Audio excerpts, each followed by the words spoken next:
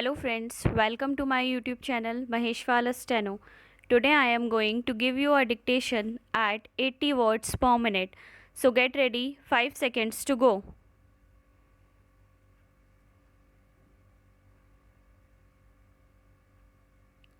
Mr. Vice Chairman, at the very outset, I wish to congratulate our Finance Minister for presenting a very balanced, very thought out, and very well planned budget which has been hailed by almost all sections of the society for one reason or the other.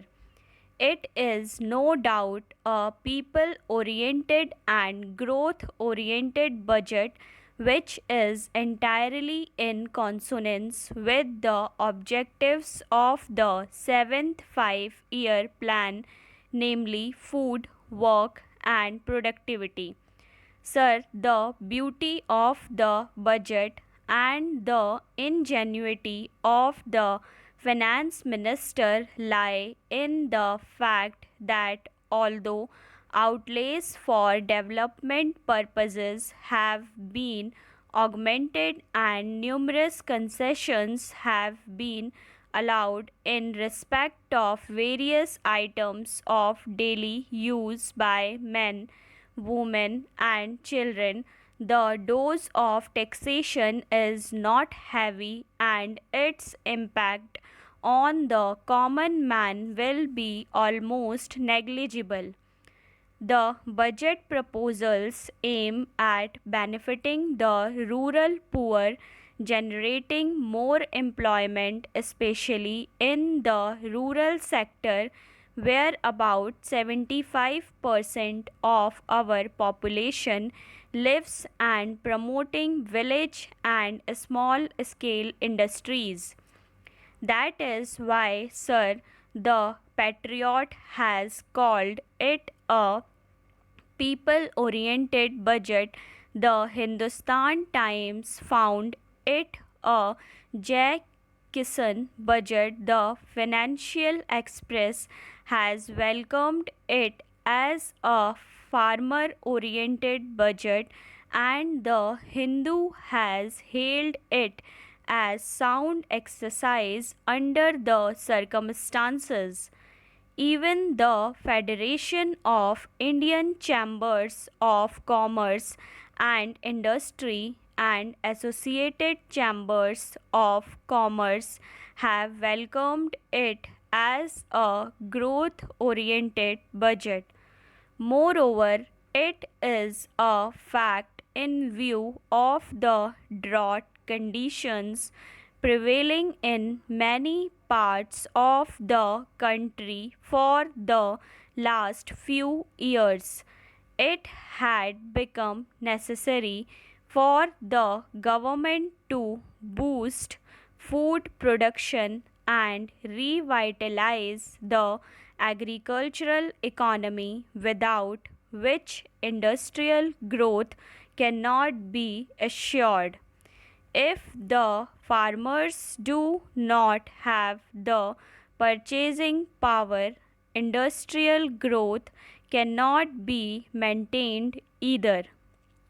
Therefore, it is a matter of great satisfaction that the central government is fully alive to the actual requirements of the people of the country and has taken due care of the farmers and the rural sector without putting any additional burden on the industrial sector.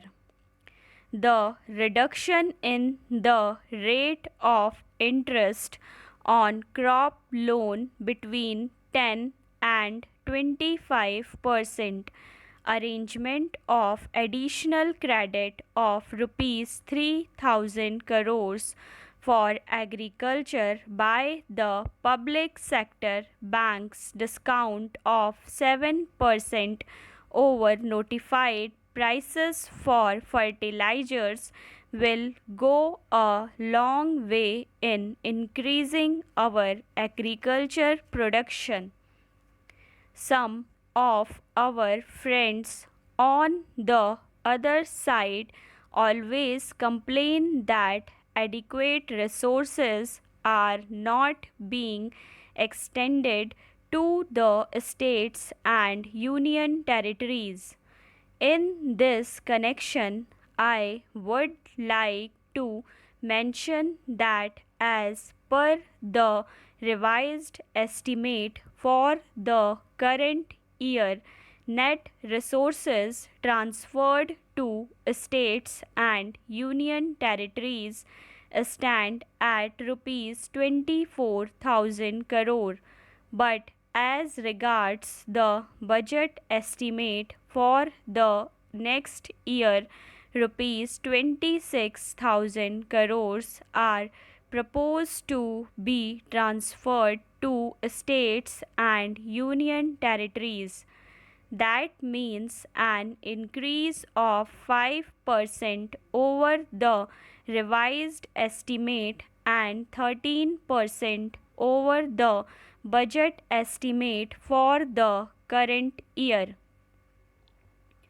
Sir, as regards the percentage of increase over the revised estimate for the current year in defense, the increase in 8% in major subsidies, the increase is going to be 19% in social services including education and health, etc.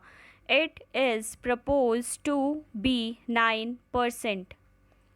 Now, I would like to draw the attention of the House to the fact that when you compare the implementation of the annual progress under the sixth plan and annual progress under the seventh plan, you will find a large difference.